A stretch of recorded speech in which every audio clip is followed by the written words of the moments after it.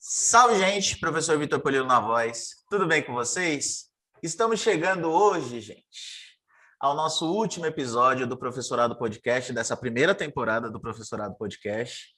E, mais uma vez, eu tenho a honra de, pela penúltima vez, porque vai ter surpresinha depois eu conto, pela penúltima vez de contar com a minha amiga e companheira nesse início de podcast, né? Nessa primeira temporada de podcast, Thaís Inglês. Tudo bem, Tatá?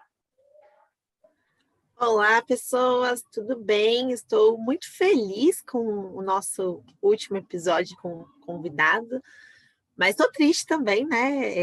Eu gostei muito desse percurso, então, mas é isso, né? Acho que é importante concluir projetos, sempre uma alegria. E hoje nós temos uma convidada, que é a Érica Pereira Farré, e vou apresentá-la antes de passar a palavra para ela.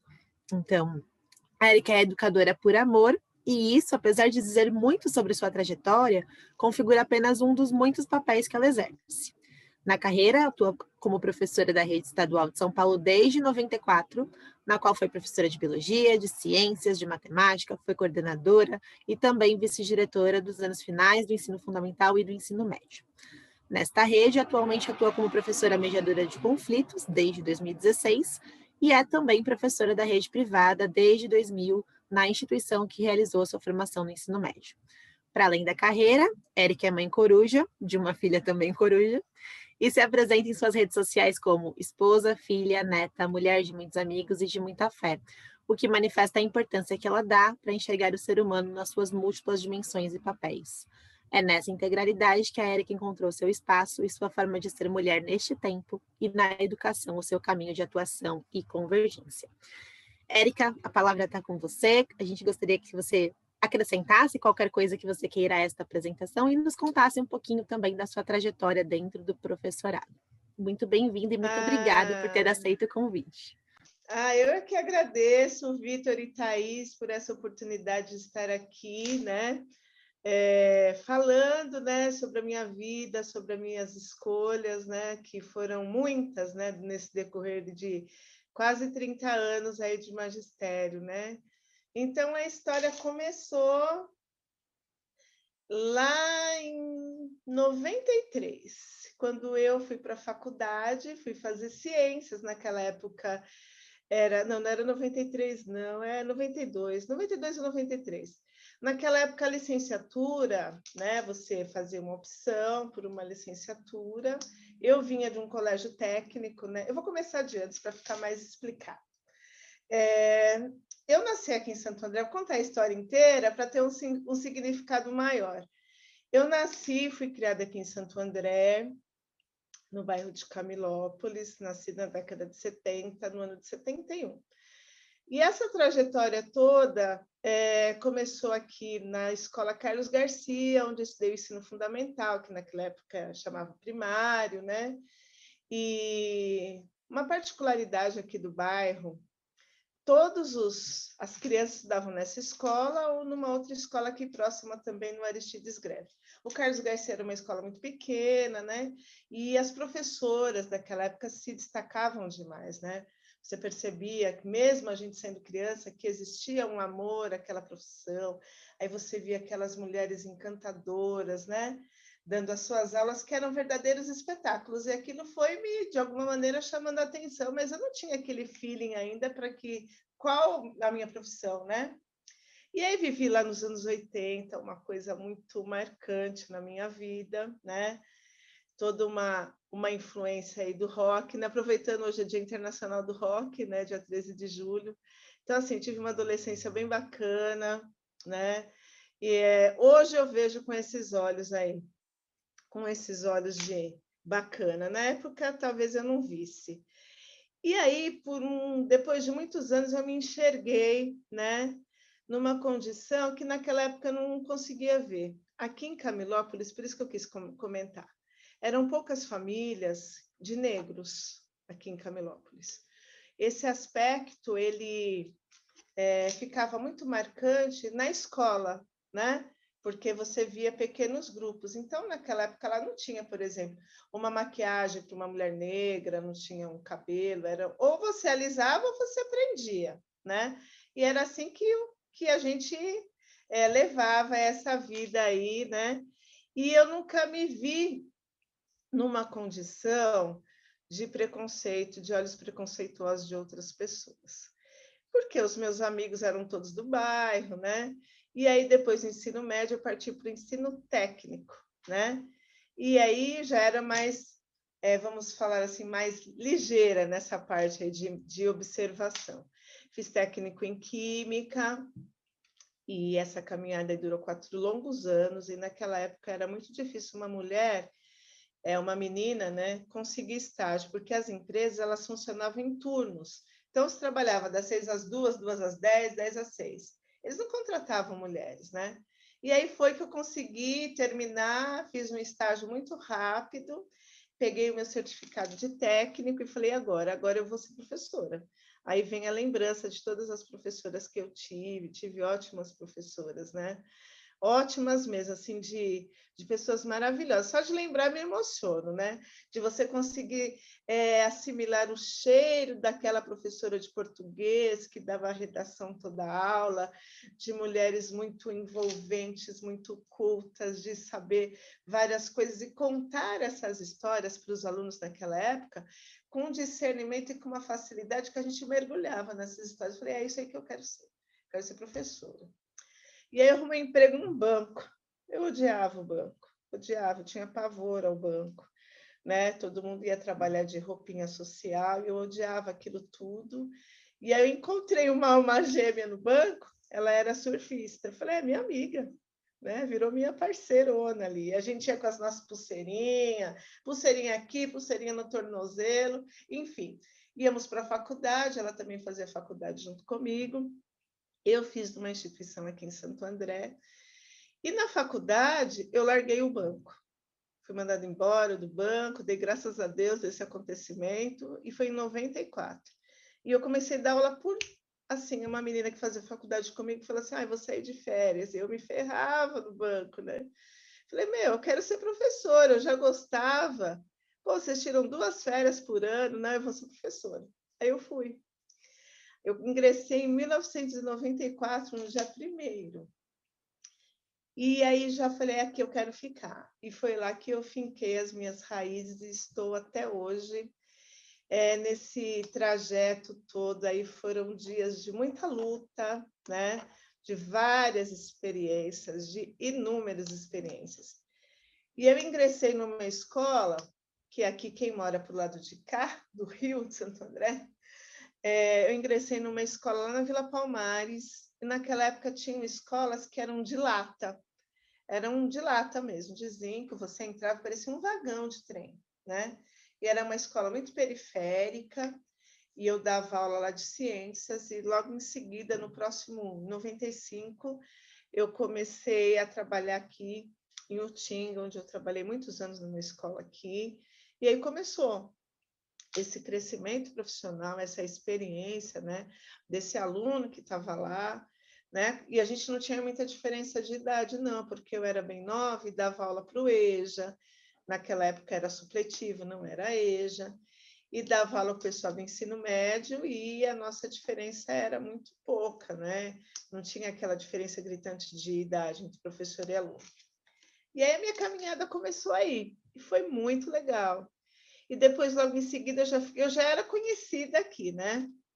Em função de ter nascido aqui, dos amigos serem daqui. E aí foi rolando, né? O pessoal naquela época não era uma coisa como é hoje, que você vai, tudo muito organizado. As escolas, elas eram muito... cada escola estabelecia a sua regra, né? Então, se tinha aula numa escola X, e eles pensavam, putz, ela dá aula de ciência, eles te ligavam, olha, tem 24 aulas aqui, você pode pegar? E eu sempre tive essa sorte, e aí foi rolando essa minha experiência, depois já ingressei na escola particular, né? Que é a escola onde eu estudei, onde a minha família estudou, meu pai estudou, eu estudei, minha mãe estudou, a Maria Eduarda, que é minha filha, também estudou, e eu trabalho lá até hoje. Então, o meu vínculo com essa escola particular chega a ser uma coisa de tanto amor que chega a transbordar de tanto amor que eu sinto pela escola particular e pela escola pública também. Na escola particular é por conta das raízes educacionais que eu tenho lá, né? E a educação é isso para mim, foi tudo que eu tenho hoje, que eu sou, das ideias que eu formei, dos alunos que eu formei, tudo em função de uma boa educação, é um lance emocional, é uma história de amor, eu posso falar para vocês, é amor mesmo, assim, de você acordar de manhã, não que todo dia eu falo, ai, que legal, vou trabalhar, não, né? Mas é uma coisa para mim prazerosa. Eu digo para Maria Eduarda, e dizer para os meus alunos também, que quando eu chego numa lousa, vamos lá, que está o meu quadro aqui, vou dar a minha aula, eu acho que é a mesma coisa que um artista sente quando está num palco. Eu me transformo. Eu sou uma pessoa dando aula e sou uma pessoa fora da escola. Tem essa transformação. Claro, com o mesmo respeito, com a mesma admiração pelas pessoas, mas eu posso afirmar para você, Thaís, e para o Vitor, que a sala de aula para mim é um palco. É isso.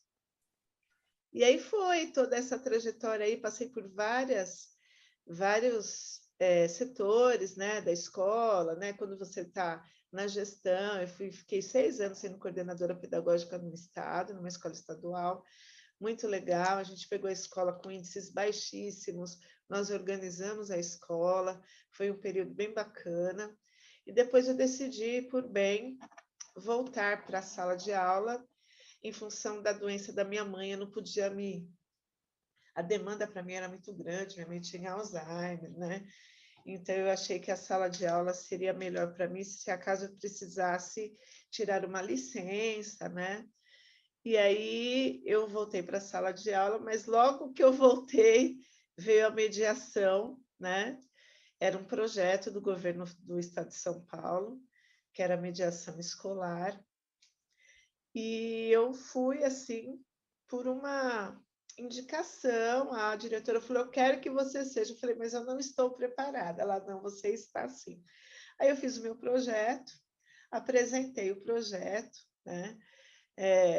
Lógico, seguindo toda a resolução que tinha lá, enfim. E eu fui escolhida nesse projeto da mediação, e eu estou até hoje na mediação. Aprendi muito, muito, muito, muito, muito.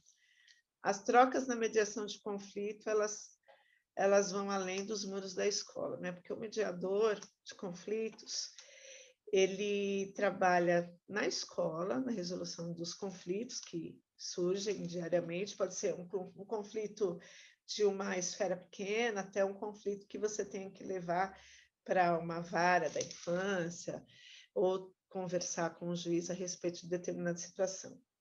Mas, assim, a vulnerabilidade que esses alunos vivem, né, fora da escola, e os conflitos que acontecem, que começam fora e se resolvem dentro da escola, as proporções são grandes, né? Mas aí a experiência vai acontecendo, né? E a gente soluciona isso daí da melhor maneira possível, porque o aluno, quando ele confia no professor, você consegue trazer esse aluno para o seu lado ali, né? Porque você deu para ele a primeira coisa que às vezes ele não tem, o respeito, né? O respeito não como aluno, o respeito como pessoa, né? Você tratar. Eu vou tratar o Vitor ou a Thaís como pessoa. Eu não vou tratar o Vitor e a Thaís como meus meros alunos, né? O respeito vem ali em primeiro lugar, né? Eu acho que essa empatia, esse lance que acontece dentro da escola, quando o professor ele se dá por amor, como eu falei para vocês, isso daí não é 24 horas, né? A gente tem que ter um equilíbrio. E quando você encontra um pouquinho só desse equilíbrio, você consegue tratar, assim, essa criança, esse adolescente, que muitas vezes é um adolescente que cumpre uma pena, né? É um adolescente que já cumpriu pena, ou é um adolescente que está ali com conflitos que são pertinentes à idade, né? E que você consegue trazê-lo ali para o seu lado. E eu fico muito feliz quando eu sair por aí, eu encontro alunos, né? Então, vamos aqui no mercado e tá lá o menino dos frios, que o menino ele era assim, virado no giraia, né? E aí agora ele está lá, e aí, Érica, obrigada por tudo. Então enche o coração da gente de afeto ali, né? De emoção, e você sabe, alguma coisa eu fiz e alguma coisa deu certo, né? Recentemente eu estava de vários encontros, né? Eu estava numa loja aqui perto do comércio aqui local, e eu entrei, né? E fui comprar um negocinho lá para dar de presente. E a menina falou assim: "Você é a Érica?" Eu falei: "Sou". Ela: "Fui sua aluna em 1998". Eu falei: "Nossa", você vê, ela reconhece, né? Às vezes você é reconhecida, né? Às vezes você não reconhece o aluno, mas eu tenho grupos de alunos que me ligam, chama para churrasco, que é de reencontro de aluno, e é muito bacana. Tanto aluno da escola particular quanto aluno da escola estadual, né? Tem diferença. É isso. Que mais? Olha eu. Massa, Érica, muito bom. É. Tava te ouvindo. Eu quero falar uma coisinha, só te Diga. cortando. Levantando essa bandeira aí, Vitor, dessa bandeira aí antirracista, né? Eu, durante muitos anos, tive meu cabelo progressiva. Eu era refém da escova progressiva, eu só fazia o meu cabelo no salão, tal. E aí eu comecei a ver algumas mudanças de comportamento nos alunos. Eu falei: "Epa, tá na hora, né?" Então, eu acabei sendo espelho para muitas alunas diante de vários projetos que eu fiz, de ter deixado o meu cabelo black, de ter assumido esse lado do cabelo crespo. E elas vão muito, né? Porque você sabe que aluno, se você tem um brinquinho, elas sabem. Se você trocou o brinquinho, elas sabem também, né? E esse lado do cabelo foi um marco, viu? Foi um divisor aí de águas, assim, né? Tanto comportamental para mim quanto para os meus alunos. Eu percebi muito isso na escola. De uns 3 anos para cá, eu tenho percebido essa vitória aí, né, do povo preto, tanto da molecada que ficava lá: "Não, eu quero ter o cabelo liso", e às vezes o cabelo liso não ficou legal, mas para ela seguir aquele padrão que estava sendo ditado naquela época, ela se prestava a alisar esse cabelo e se manter aí dentro dos moldes que a sociedade pedia, né? Isso foi muito legal para mim, eu penso sempre nisso. É isso. Vixe, tenho tanta coisa para falar, Érica. Agora, peraí, que eu tenho que ver qual parte que eu vou primeiro. Não, mas primeiro eu queria agradecer muito, né, a presença também. A Thaís já agradeceu por nós, mas queria agradecer também. E falar que é muito legal você falar das suas professoras, né, lá do começo e tal, e também falar para você que esse ciclo se repete, né? Do mesmo jeito que você se espelhou nas suas professoras, né, de algum modo, tem muitos estudantes se espelhando em você agora, né? E isso do cabelo também, né? Não só isso, como a postura, né? Como ter uma professora preta na linha de frente das coisas, né? Na mediação, na coordenação, isso é de extrema importância, né? E saiba que é para a gente, né? Para o povo preto e para os estudantes pretos também, como a sua filha também, né, a Maria Eduarda também, e ela sabe disso. É muito importante ter esse exemplo dentro de casa e dentro da escola, né? Que ela teve aula com você, ela me falou e tudo mais. Então, pô, muito massa. Fico muito feliz de você ter assumido o cabelão, que por sinal é muito bonito, né? Eu também passei por esse processo há uns 3 anos atrás, 2, 3 anos, né? Que eu tive black durante um ano, depois eu tive dread, e aí agora eu tô aí no meio termo para fazer dread de novo, mais para frente, e é isso, né? Os estudantes gostam da gente, né? Dos professores em si, das professoras, e se espelham.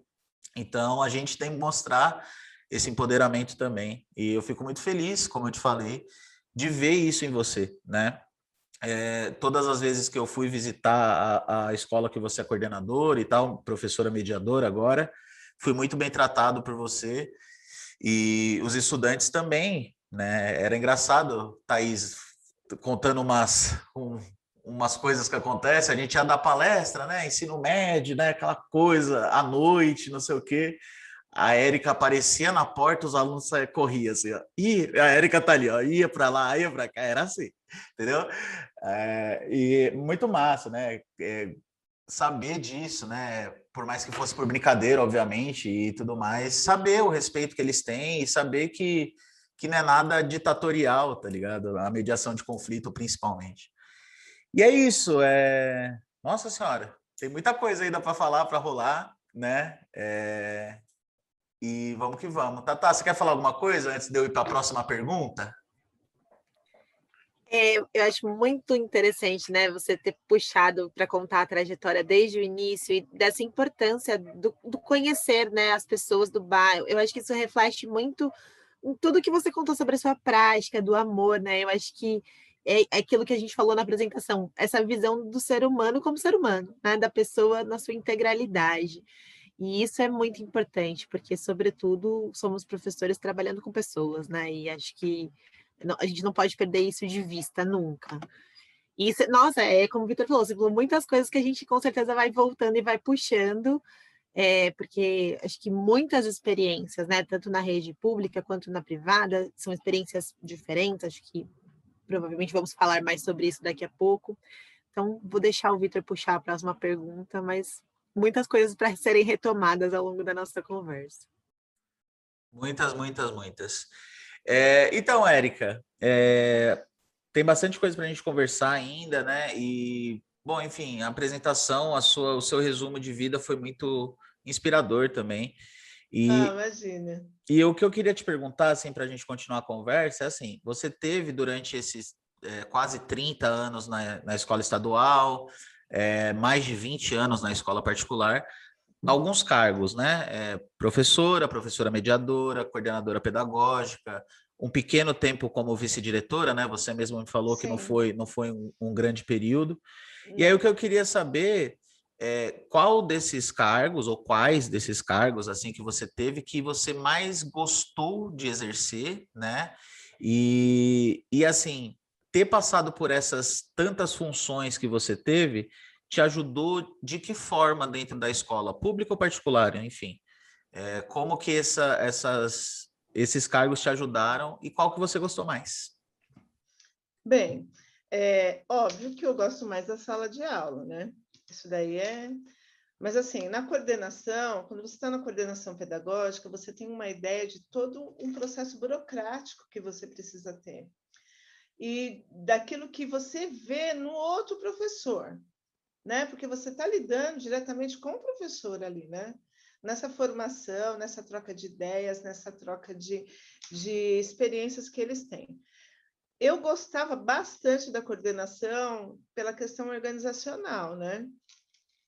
Eu lido bem com isso, eu lido bem com esse lado formativo, né?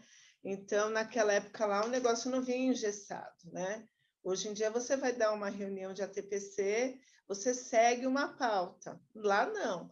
Lá você falava, eu estudava com os professores sobre autores, a gente falava muito naquela época lá de interdisciplinaridade, da elaboração de projetos, das normas da BNT, né? Como é que se fazia para você poder passar para um aluno.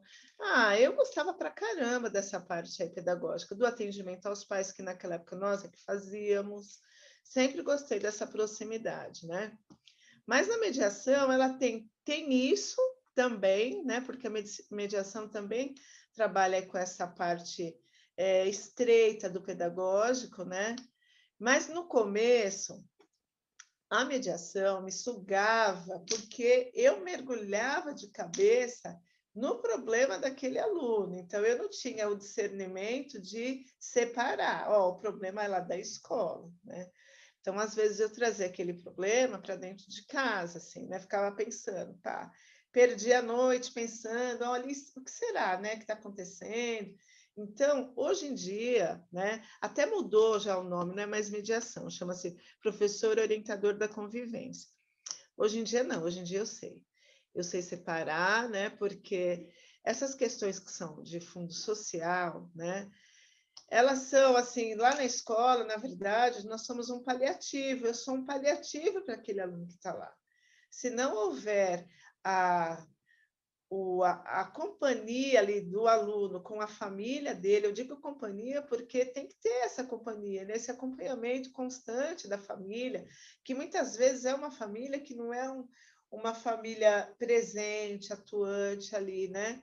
Por tantas questões sociais, aí são famílias que, principalmente nesse ano passado, 2020, que nós vivemos, essa questão da pandemia, eu não poderia deixar de falar aqui, foi uma questão assim muito agravante, né? Os problemas sociais eles surgiram ali de uma maneira gritante, bateu a porta de todo mundo, principalmente da galera da periferia, né? Que teve assim a questão igualitária ali era zero, né? Então assim, o aluno para fazer uma lição, a mãe levou o celular, foi trabalhar. A mãe do menino trabalha, como que esse menino vai fazer? E aí, esse menino não fez, esse menino não entrou no aplicativo, esse menino tem que ser mandado para o conselho tutelar? Não, ele não tem condição. Então, nessa questão aí, o ano passado foi um ano louco para todos nós, né? E não diferente para eles. E não diferente também para a mediação. O ano passado a mediação ela não existiu, né? Porque não tinha o que mediar. Né? A gente estava vivendo a deriva, não sabia o que ia acontecer. O calendário escolar ele era refeito constantemente em função das fases que nós passamos. Fase vermelha, fase amarela, depois fase verde, depois volta para a fase laranja. Então, não existiu.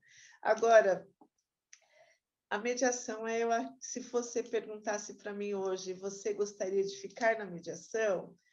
Eu gostaria, mas eu gosto muito da sala de aula. A troca que se tem na sala de aula é uma troca diferente que se tem na mediação, né? Então, eu ficaria nessa pergunta sua aí, Vitor, te responderia de uma maneira muito, muito imparcial ali. Eu acho que eu deixaria a coordenação por último e ficaria entre sala de aula e mediação. É uma coisa que me engrandece. Talvez eu seja uma mediadora nata aí, né? Talvez eu seja um negócio que floresceu, né? E talvez eu não tivesse me dado conta disso, né? Mas eu consigo ver a mediação assim como a menina dos meus olhos e a sala de aula. Um olho de cada. É isso. Aproveitando, então, que você falou da mediação, se você puder contar um pouco mais como é que ela funciona, né? Como que é a mediação dos conflitos, que impactos que ela tem na dinâmica da escola, se Tá. você puder falar um pouco sobre isso. Vamos lá. Então, é assim. Aconteceu uma briga lá. Cada briga, né? Normal. Normal acontece. Aí empurrou, caiu, machucou. Então, foi constante, né? Não é uma coisa que aconteceu de modo isolado. É um menino que está lá todo dia dando problema, dando problema, dando problema. Eu vou contar um caso de um menino muito levado, né? A família era uma família bem humilde, e você chamava a mãe ia. Mãe ia, só que a mãe não tomava nenhum tipo de atitude, né? O responsável ele não tomava, e o responsável estava sendo orientado pela escola, por mim na mediação, mas as atitudes não aconteciam. Então chega um momento que a mediação ela precisa intervir com órgãos públicos, né? Então a gente tem o CRAS, nós temos o Conselho Tutelar, né? Temos a Vara da Infância e Adolescência. Então, alguns casos de pequenos delitos que acontecem dentro do ambiente escolar, eles precisam sim ser encaminhados para esses órgãos que vão aí tomar as providências que são necessárias para a resolução desse problema. Mas dentro da escola é assim, você vai lá, conversa, chama aquele aluno para o seu lado, ouve um lado, ouve o outro, tenta fazer, olha, mostrar para esse aluno que aquela situação está errada, né? E ele vai mudando. Muitos casos, Thaís e Vitor, muitos casos, nós conseguimos trazer esse aluno, e o aluno que ele está lá, muitas vezes disperso, às vezes ele tem um laudo que não foi efetivado, às vezes é um aluno que ele não está conseguindo ler, às vezes é um aluno que não enxerga direito, fica muito disperso, e aí bagunça, né? E aí a bagunça ali, ou a conversa, outras coisas que aconteçam ali na sala de aula, elas se sobressaiam ao aprendizado. Aí o professor, né, encaminha para a mediação, e lá a gente vai fazendo o nosso trabalho de formiguinha. Não é uma coisa que você vai mandar um aluno hoje para passar por um atendimento e esse atendimento vai surtir efeito, né? Eu diria que a mediação ela é como se fosse um tratamento ali psicológico, né? É psicológico que eu digo assim na questão de você ouvir, né? A escuta é muito importante. Existe uma diferença muito grande, né? De você ouvir um aluno e você escutá-lo, né? Ouvir, se você não é deficiente auditivo, você está ouvindo. Agora, a escuta, ela é necessária, né? Você tem que escutar aquele aluno efetivamente, parar e ouvi-lo, escutá-lo, o que está acontecendo? Conta para mim, né? Olhar no olho daquele aluno, às vezes, quantas vezes o aluno vai lá chorando e sai, depois abraça, beija, e você tem que estar sempre aberto a esse tipo de situação. Nas formações que nós temos, nós tivemos muitas formações. O Estado de São Paulo ele tem esse cuidado, né? O que cuida de todos os professores orientadores da convivência é o Conviva, né? É uma parte da Secretaria do Estado da Educação que tem essa função aí de orientar os professores orientadores da convivência, que são os mediadores. Então, nós aprendemos muito nessas formações que nós fizemos, né? Fazemos constantemente, para poder colocar isso tudo em prática com o aluno, principalmente na pandemia, né? São muitas histórias, muitas, e todas elas tristes. Não tenho aqui uma história que eu possa contar para você de casos pontuais da mediação que sejam histórias bonitas, né? É isso. Bonitas os finais, que são felizes, né? Dos alunos que encontraram o seu eixo aí. Entendeu? É Sim. isso. Érica, eu fiquei com uma dúvida, assim, da mediação. Onde que acaba o trabalho da mediação e entra o trabalho dos responsáveis ou do CRAS? Assim, para mim é muito junto, né? Então, por exemplo, dando um exemplo bem simples, se acontece algum conflito de estudantes fora da escola, na rua, na frente da escola, é papel também da mediação de conflitos ou não? Até onde vai o papel da mediação? Vamos lá. Se aconteceu uma briga, um aluno brigou na hora da saída, tal, na frente da escola, é de nossa responsabilidade. Então, a gente vai chamar esse aluno menor, está lá, vamos convocar os pais. Em alguns momentos, quando esse pai não pode vir, então vamos ligar e vamos marcar, ele vai ser notificado. Ou ele é notificado por um telefonema, ou ele é notificado por uma carta registrada. De qualquer maneira, esse responsável tem que ser notificado. Ou a escola mesmo, ou eu, no meu papel de comediação, de professor orientador, tenho que ir até esse responsável, né? E aí, depois disso, vamos conversar todos, eu, os pais e as partes, né, os alunos.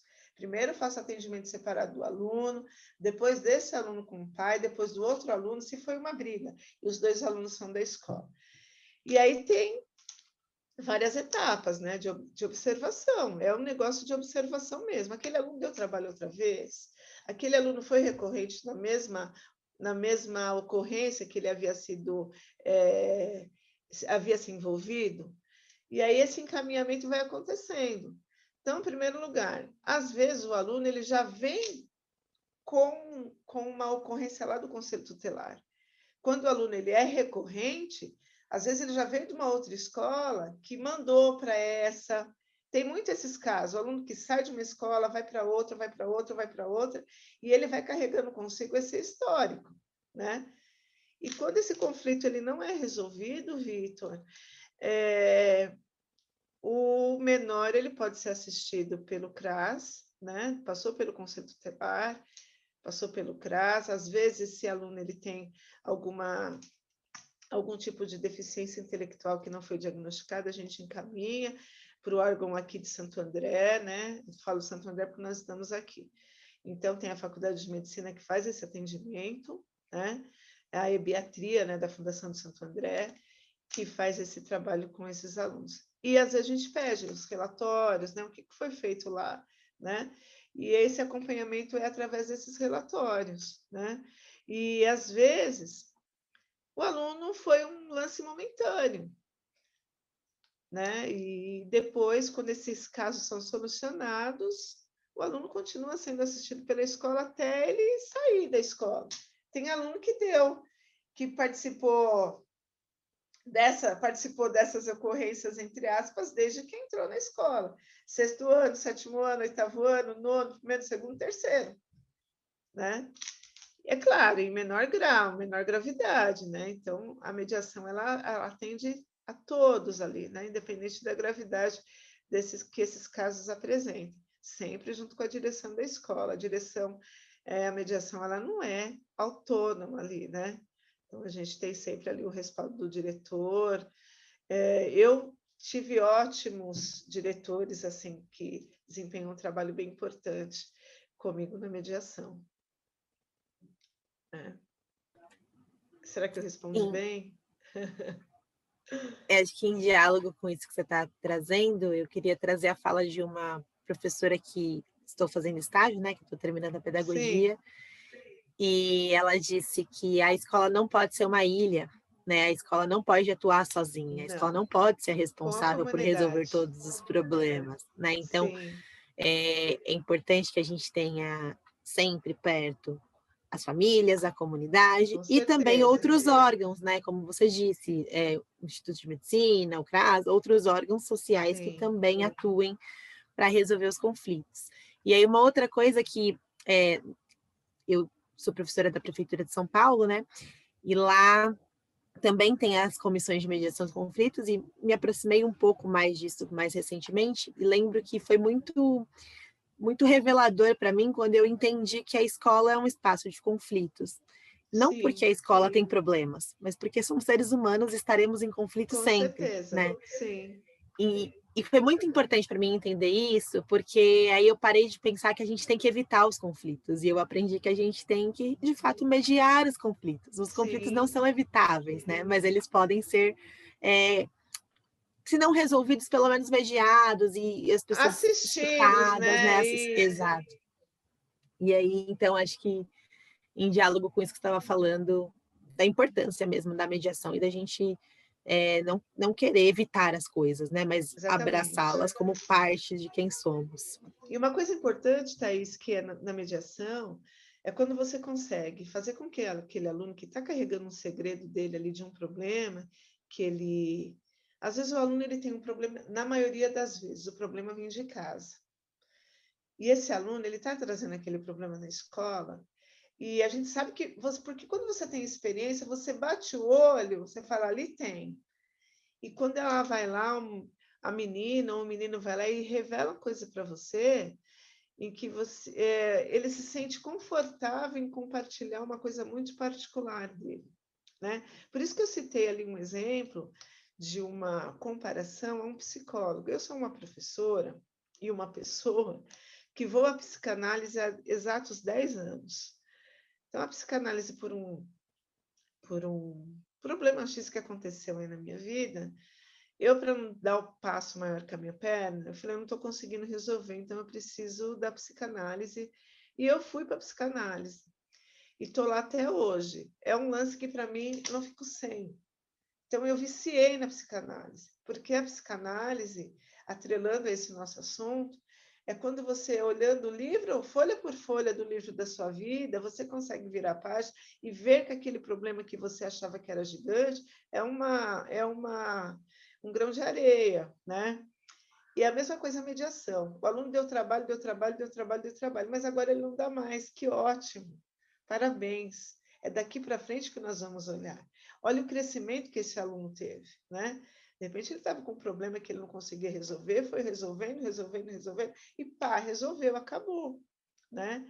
E aí você vê o resultado desse trabalho de anos, quando você não tem mais ocorrência daquele aluno, quando aquele aluno ele consegue. O aluno que não enxergava e que bagunçava durante a aula, o aluno está usando óculos e o aluno está tendo um aproveitamento melhor, né? É uma resolução. Foi um conflito aí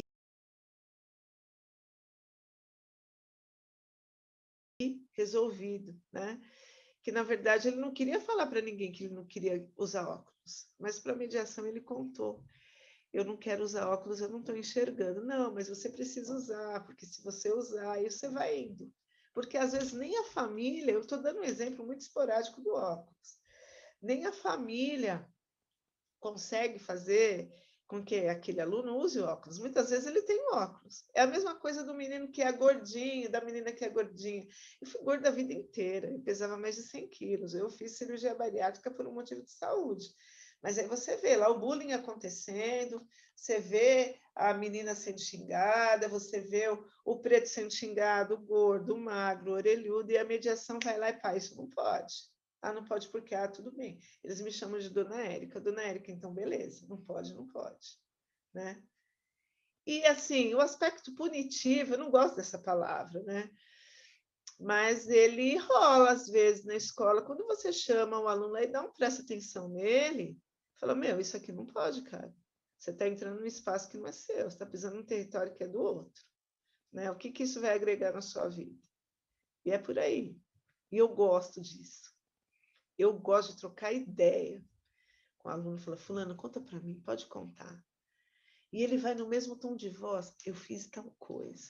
E vai se entregando, e ali a confiança é toda minha. Uhul, ainda bem que eu consigo. Não, que bom, precisa, né? Ainda bem que tem você, Érica. A verdade é essa. A verdade é essa. Legal. Massa. Tata, você tem mais alguma dúvida sobre a mediação, assim? E porque aí eu ia para outros assuntos. A Érica faz muita coisa, né? Não tem jeito.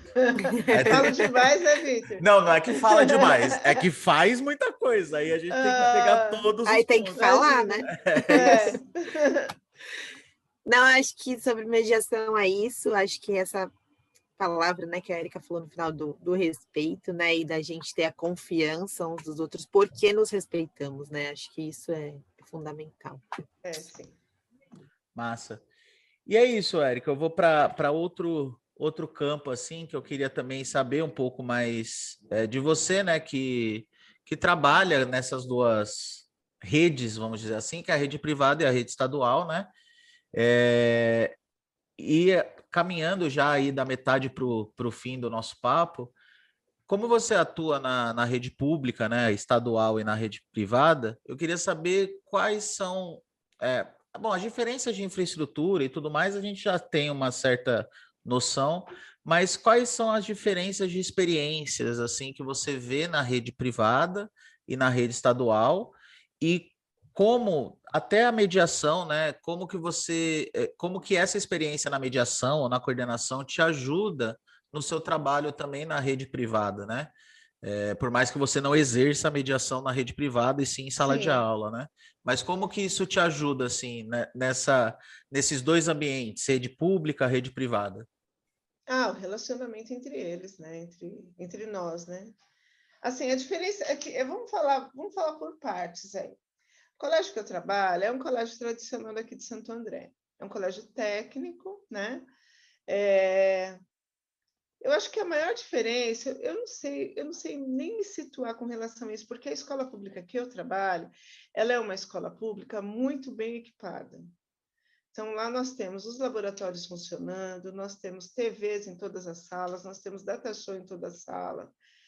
Então, acho que se eu tivesse na sala de aula lá, eu não teria tanta dificuldade, porque eu tenho isso na escola particular, né? Então, as ferramentas que nós utilizamos na escola particular, elas acabam sendo as mesmas que estão disponíveis para os professores que estão na sala de aula na rede pública. Estou falando pela minha unidade, tá? Pela unidade escolar onde eu trabalho. Agora, na escola particular, é mais o lance ali do técnico, né? Então, como eu dou aula de biologia na escola particular, então, assim, os experimentos que nós podemos fazer com mais facilidade, né? Talvez o interesse que esse aluno tenha, né? na sua grande maioria, porque já decidiram por uma opção aí técnica. Eu acho que é isso, Vitor e Thaís, porque falando de pessoas, assim, de relacionamento entre os pares, eu vejo um relacionamento igual não seria, né? Porque os barcos são diferentes, né? Mas, assim, entre a gente, não tem crise, não. É um lance bem bacana, nós somos muito próximos, né? E aí também tem uma questão de muito amor aí por essa escola particular aí, né? Que acho que é o meu segundo lar aí, né? É onde eu criei Maria Eduarda lá e saía às 7 horas de manhã de casa, Maria Eduarda ficava lá o dia inteiro, 11 horas da noite e tal, enfim. Então, falando pela minha, uma coisa muito peculiar, não consigo fechar essa pergunta aí de uma maneira que eu não quero deixar nenhum dos dois lados assim chateados, né? Mas eu me sinto bem nos dois lugares, né? Não sei se eu respondi, eu acho que não. Não, tá tudo bem. Era mais para saber mesmo essas diferenças, assim. Mas como no seu caso, né, como a escola particular, você tá lá há muito tempo também, né, Muito toda a tempo. família. Então, às vezes acaba virando uma coisa só, né? E não ter. Então, por exemplo, a escola particular, o curso é apostilado. Esse lance da apostila já é um lance que, né, você já pega as mães, já sabe o que você tem que dar, os experimentos já estão prontos, né? Você vai fazendo algumas adequações, a sua aula já está pronta aqui, né? Faz um canal no YouTube, tem lá uma apresentação de slides. Então, tudo isso agora, hoje, né, 2021, está disponibilizado para o professor da rede pública na unidade escolar que eu trabalho também, né? Então, em questão de tecnologias, eu acho que nós empatamos aí a escola particular, né? Tecnologia que eu digo as mais usuais hoje em dia, né? Agora, o aparato do laboratório, né? Então, é um pouco diferente, assim, porque o laboratório de química, de análise clínica, então já tem uma diferença aí para oferecer para esse aluno, tá? Beleza, é isso. Tá, alguma consideração, alguma perguntinha? Acho que são muitos anos de experiência, né? Tanto na rede pública quanto na rede privada, muitos anos e muitos sentimentos envolvidos, né? Com Então, certeza. acho que não dá mesmo para fazer alguma distinção, assim como o Vitor falou, que acaba virando uma coisa só. E aí, falando já que são muitos anos, né, de toda essa experiência, que transformações que você identifica, assim, na educação? Especialmente pensando na rede pública, mas pensando nesses anos todos, desde o início até agora. Quais são as Muito. principais transformações, assim, que você sentiu e que você acha que impactaram na sua atuação? Vou falar primeiro com relação ao aluno, né? O aluno antigamente, vocês devem saber, a Thaís e o Vitor, não sei se vocês já vêm dessa época. O livro didático, antigamente, era responsabilidade da família. Passava-se a lista e você comprava. Então, acho que essa questão igualitária aí, do governo proporcionar, né, o material, então, já criou ali equiparou, de certo modo ali, né? Porque antes quem tinha mais dinheiro, tinha o melhor material, comprava o livro primeiro. Eu, muitas vezes, fui comprar o livro depois, bem depois, né? Porque naquele momento que passava-se a lista ali, não tinha. E muitas vezes eu vi isso acontecer com o meu aluno. O aluno não tinha livro, o aluno não, né, não tinha o material, então, agora, hoje em dia, acho que isso daí está um lance bem legal. Agora, com relação ao crescimento, né, aos avanços, eu acho que a tecnologia ela está ajudando bastante, né? Então a gente percebe que se você olhar a educação há 5 anos atrás, não eram todos os alunos que poderiam ter esse acesso, porque o aluno da escola estadual hoje eles têm um chip de dados patrocinados. Então, vamos lá, vai entrar na plataforma do governo, ele tem os dados patrocinados. Às vezes o aluno tem um celular, né? Então, essas diferenças ainda são muito grandes, né? A gente não pode equiparar ali por classe social ali. A gente, infelizmente, nós continuamos ainda com uma diferença, um degrau bem alto aí, mas alguma coisa já se equiparou, sim, na minha visão, né? Eu percebo isso. Se você olhar 20 anos atrás, esse crescimento não era tão grande, o aluno já existia, né? E o fundo ali educacional, né, os fundos que vinham para a educação também já existiam. Então, pode ser que, aos meus olhos, esse fundo tenha sido empregado com algum benefício para o aluno. E a educação, ela tem muito que avançar, né? Então, a gente está vendo uma coisa muito regional aqui, mas você vai, tem lugares do Brasil que nós sabemos que existem pessoas que dão aula embaixo de árvore, né? Que não tem professor, é a própria pessoa ali da comunidade que está ministrando aquela aula, alfabetizando aquele aluno, ensinando o aluno a ler, escrever, né? Eu diria assim, por uma vocação, porque às vezes esse professor que está lá no Cerrado, esse professor que está ensinando essa criança que está lá, ele não tem, ele sabe escrever, ele não tem a formação, né? Então temos que avançar muito ainda para o aluno e para o aluno crescer, né? O aluno precisa crescer, nós dependemos desse crescimento aí daqui 20, 30 anos, como é que vai estar essa educação, né? Eu tenho alguns receios, mas nós já demos passos pequenos, porém significativos, né? Eu tenho algumas histórias que me deixam assim chateada, e você vê um aluninho lá de 8º ano, o aluno não sabe ler, o aluno não sabe escrever, né? Então são coisas que cortam o nosso coração. E não é uma coisa muito incomum, é muito comum. Você pegar numa sala de aula de 8º ano, 2 ou 3 que não sabem, né? Então, onde é que a educação se perdeu aí nesse caminho de não atingir a sua totalidade, de uma criança estar no 8º ano e ainda não estar alfabetizada, né?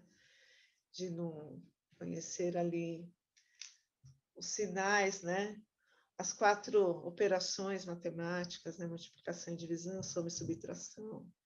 Então, o aluno não vai poder ali aprender frações se ele não sabe 1 mais 1, se ele não sabe que ele deve 2, ele tem 3, ele ficou com 1, né? Quando eu dava aula de matemática, eu falava assim, você deve 2 no açougue, então você deve menos 2, você deve 5 na padaria, então você está devendo quanto? Qual é a sua dívida? E aí o aluno vai patinando, patinando, então são coisas que precisam ser revistas, né? Mas vamos confiar que estamos ainda, estamos no caminho certo, né?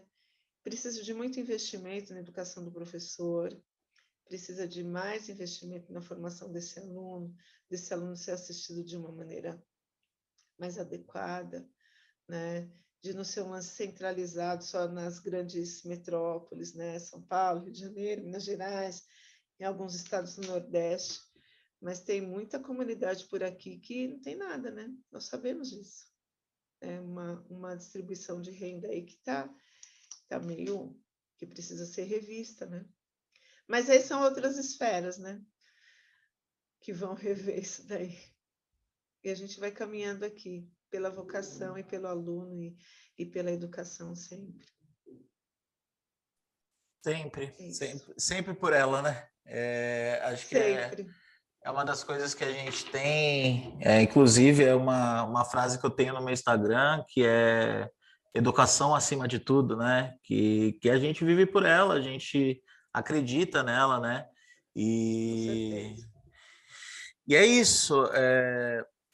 Mesmo tendo muita experiência, né, como você, a gente vê que algumas coisas evoluíram, assim, tecnologicamente falando, né?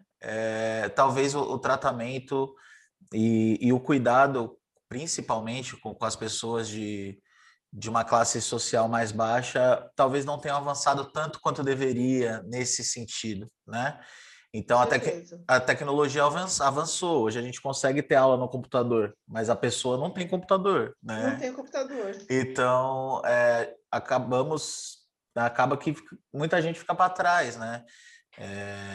E é isso que, aí falando abertamente para quem está ouvindo e vendo, é isso que eu falo bastante, a Thaís, a Érica também em outros momentos, quando a gente fala de investimento na educação e tudo mais, não é pegar um monte de computador e jogar na sala de aula, entendeu? Não é esse tipo de investimento. Investimento na educação passa por toda uma base, passa por toda uma segurança familiar e alimentar, né? Que eu estava vendo uns dados aí por conta da pandemia, que muita gente não sabe se vai ter comida para amanhã, sabe? Muita gente, Com certeza. não são 10 mil pessoas nem 1 milhão, é muito mais do que isso, entende? Então, para deixar bem evidente isso, gente, que a gente falou disso nos 6 episódios dessa temporada. Em todos eles a gente comentou um pouco disso. Quando a gente fala de investimento na educação, quando a gente fala de valorizar os professores e tudo mais, isso independente do lugar que for, do estado, do país que for, a gente não está falando de investimento na tecnologia. Isso a gente tem. A Érica mesmo falou que a escola dela, mesmo que pública e estadual, tem os computadores, tem o data show, tem as coisas lá, certo? A gente está falando de algo mais básico do que isso, né? É a mesma coisa. Convido você que está ouvindo, pensa assim, talvez a sua avó, o seu avô, que são pessoas mais simples, não saibam mexer em computador, em celular, talvez, né? Às vezes sabe, mas talvez não. Pega um computador de 15 mil reais e coloca para sua avó mexer, para o seu avô mexer. Não vai ter Não vai como, saber. não vai saber. E principalmente, chega no seu avô e na sua avó que não tem computador e fala: aquela sua aula que você estava vendo de culinária, tá aí no computador, é só você ver. Mas eu não tenho computador, neta. E aí, como que faz? Entende? Para entender. Verdade. Então, é toda uma base, tá, gente? Não é simplesmente a estrutura, a tecnologia, que também é importante, mas é toda uma base que falta, tudo bem? Fico Ô, feliz de... Vitor, eu só queria falar Diga. uma coisinha rapidinha, me desculpa te interromper. Houveram casos assim, vamos lá, o aluno ele tem, a mãe foi trabalhar, como eu citei, é um celular para a mãe que foi trabalhar, para trazer o pão para dentro da casa dela, para 5 filhos. Esse menino, ele não vai acessar. Ele pode ter dado patrocinado, ele pode ter tudo, mas ele não tem o celular, ele não tem o que tá sendo pedido para ele, né? E são outras histórias assim que nós ouvimos, e realmente, Vitor, estão passando fome. Nós mesmo lá na escola, nós nos mobilizamos para ajudar algumas famílias que pediram ajuda, não sabiam para onde pedir, pedindo na escola, pedindo na igreja, pedindo não sei aonde. E a gente se comove e a gente ajuda. Mas assim, tampa um buraco. E esse buraco está aberto, né? O povo está passando fome. O povo está passando fome, literalmente. E a gente sabe, né, Érica, bastante, que tem muitos estudantes que vão para a escola para comer, né? Que não tem comida em casa, Para comer, para para merendar, comer. né? A gente sabe que isso acontece. Então, eu Nós só... oferecemos isso. Nós Sim. oferecemos isso na escola, te cortei outra vez. O aluno ele poderia ir lá. Durante a pandemia, a escola ficou aberta, oferecendo a comida, a merenda, para esse aluno. E alguns iam, de fato, para se alimentar. Era a única refeição que eles faziam durante o dia. Sim. Agora eu não vou mais falar nada. Não, tá ótimo, fica à vontade. E que bom que a gente teve a oportunidade de falar disso, para deixar mais em alto ainda essas diferenças, entende? Por mais Uhum. que muita gente talvez esteja ouvindo, não acha que essas coisas não acontecem, o que acontece em menor escala.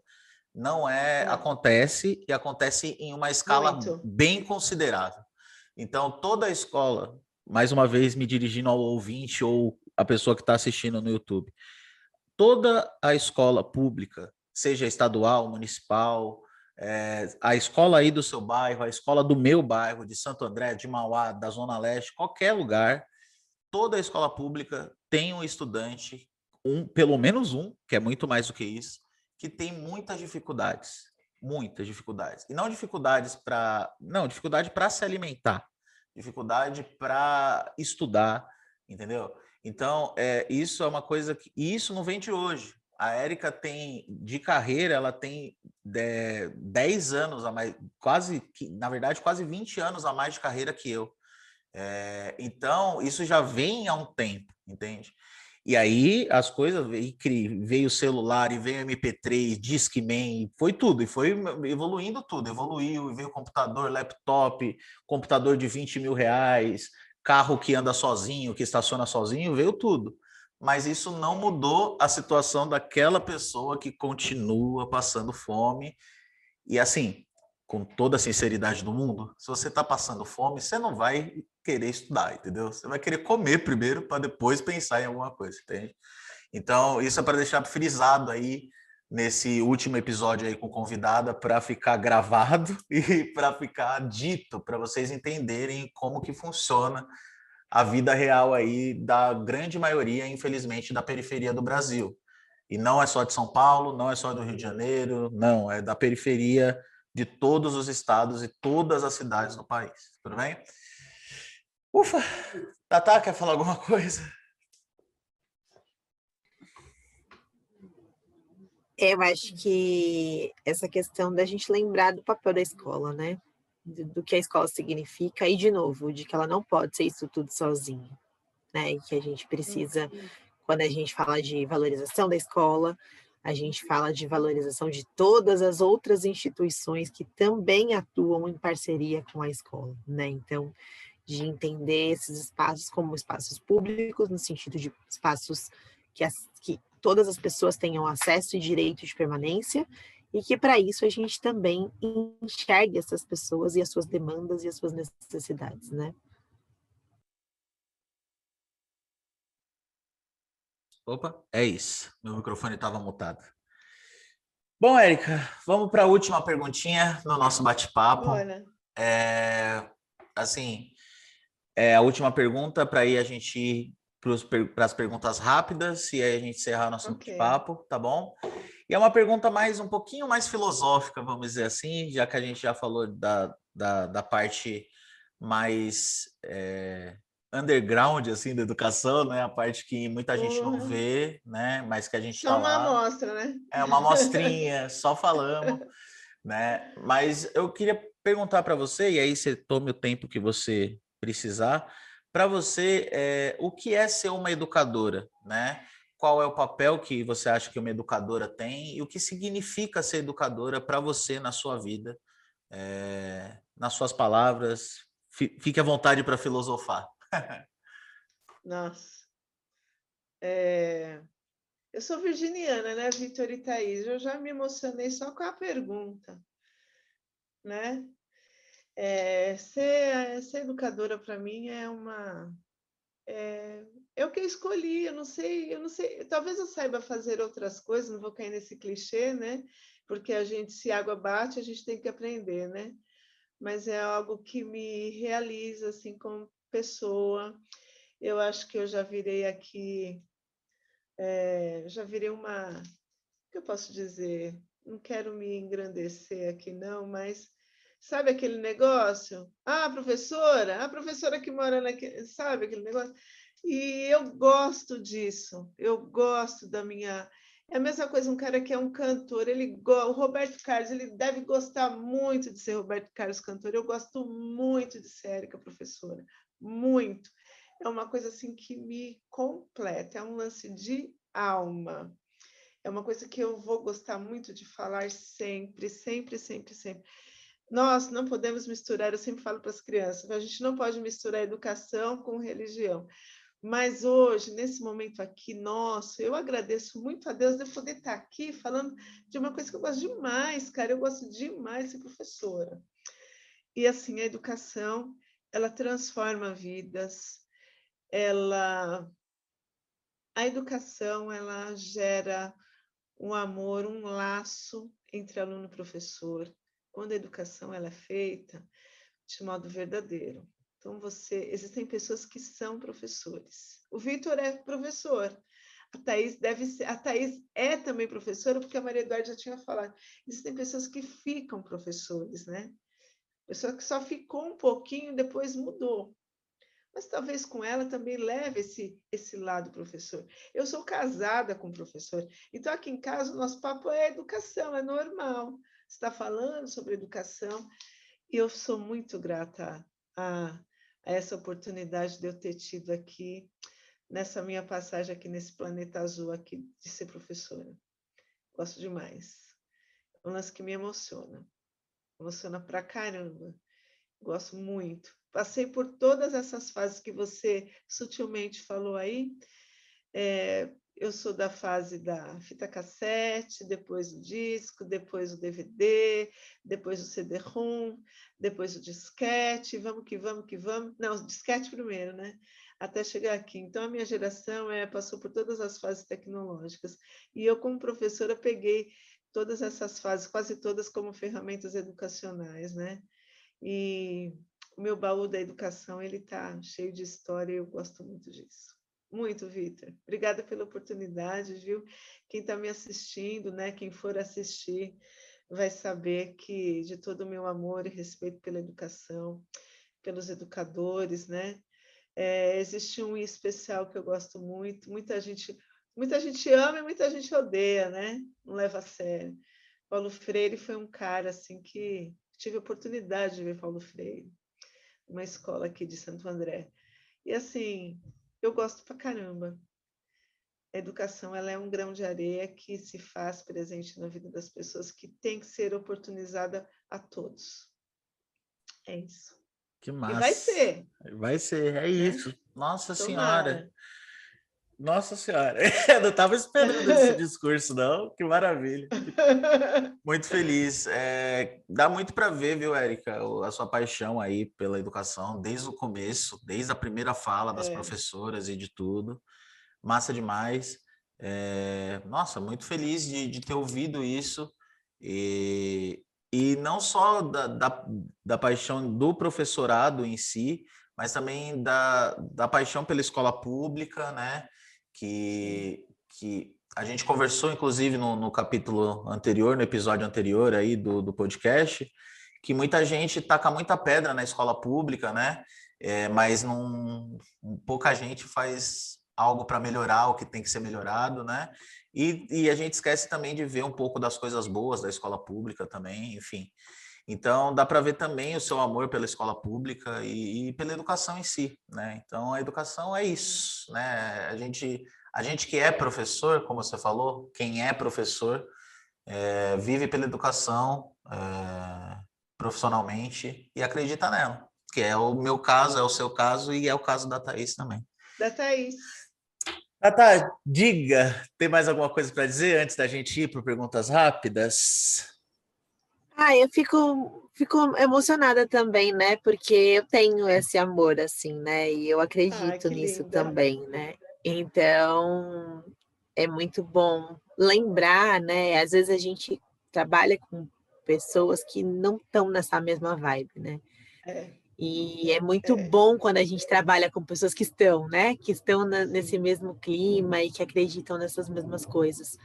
E aí, também, de novo, né? Eu não vou julgar o trabalho de ninguém, porque a gente sabe todos os percalços que existem dentro da nossa profissão e todas as dificuldades, mas é muito gostoso quando a gente encontra pessoas com essa paixão, né? E com esse brilho nos olhos e com essa certeza e convicção de que esse é não é o caminho, porque eu acho que caminho existem vários, mas esse é um caminho que faz muito sentido, né? Que linda. Demais, demais. Então vamos lá, é muito doido, Thaís, que eu ia falar, que a gente grava isso aqui, Érica, e aí a gente fica querendo agradecer as pessoas toda hora, só que a gente só agradece no final. Eu já ia te agradecer já, e eu não posso, entendeu? Que é só no final. Mas vamos lá para as perguntas rápidas, podemos? Epa, peraí. Eu sei que você quer ver e ouvir o Perguntas Rápidas com a professora Érica, porém só semana que vem, tudo bem? Então já deixa o seu like aí, compartilha esse vídeo que tá muito massa, a Érica é demais. E assiste até o final que ainda tem uns agradecimentos e a gente fala muita coisa nesse final. Fechou? Grande beijos e tchau. Que massa, Érica. E é isso. É isso. Esse é o nosso episódio. Agora sim, a parte dos agradecimentos. Agora sim eu posso agradecer, tá? Então, Érica, eu queria muito agradecer a sua disponibilidade, tá bom? O aceite do convite. Como eu falei, e aí explicando para as outras pessoas, eu conheci a Érica, eu faço palestras, né, no começo do ano, assim, e 2017 ou 2018 foi a primeira vez que eu trombei com a Érica ali na escola que ela trabalha ainda hoje, em Santo André, e sempre foi muito bem recebido, assim, né? Eu e o Luiz, a gente era uma das poucas escolas que a gente ficava para conversar com a coordenação, que era a Érica, né, na época e tudo mais, porque às vezes a correria era muito grande, né? Então a gente ia rapidinho, saía, e lá a gente ficava, tomava café e comia bolacha e conversava e tal. E a gente sempre foi muito bem recebido. A Maria Eduarda, né, que é a filha da Érica, estudou, né, na NOC, que é o curso que eu e a Thaís trabalhamos, e fico muito feliz de ter tido essa conversa com você hoje. Foi muito massa para mim, de verdade. Então, e queria agradecer muito, muito mesmo, toda a conversa, as coisas que você falou, a sua emoção no final ao falar da sua mãe também. Eu me emociono muito também, porque minha mãe também não se encontra nesse plano mais, e também era professora, e eu puxei muito isso dela, né? Então, fico muito feliz, muito feliz. Esse último episódio da primeira temporada foi encerrou em grande estilo, né? E agora eu queria que aí nesse finalzinho você desse seu tchau aí para os nossos ouvintes, e também se quiser passar Instagram, o que você quiser falar, fique à vontade para a gente ir caminhando para o final. E muito, muito obrigado por tudão, Érica, pela conversa e por tudo mais, e por ser essa professora maravilhosa, mulher preta, empoderada, foda que você é. Já que você liberou palavrão, aí a gente também já leva, né, também. Fica à vontade. Tá mutado, Érica.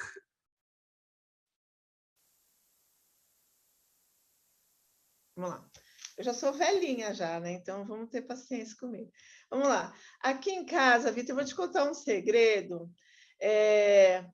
Aqui em casa todo mundo te conhece. O meu marido te conhece, viu, das aulas, porque a Maria Eduarda fala catra e não sei o que, era catra para lá, para cá e não sei o que, enfim. Apesar de não ter conhecido você pessoalmente, o Juan conhece você.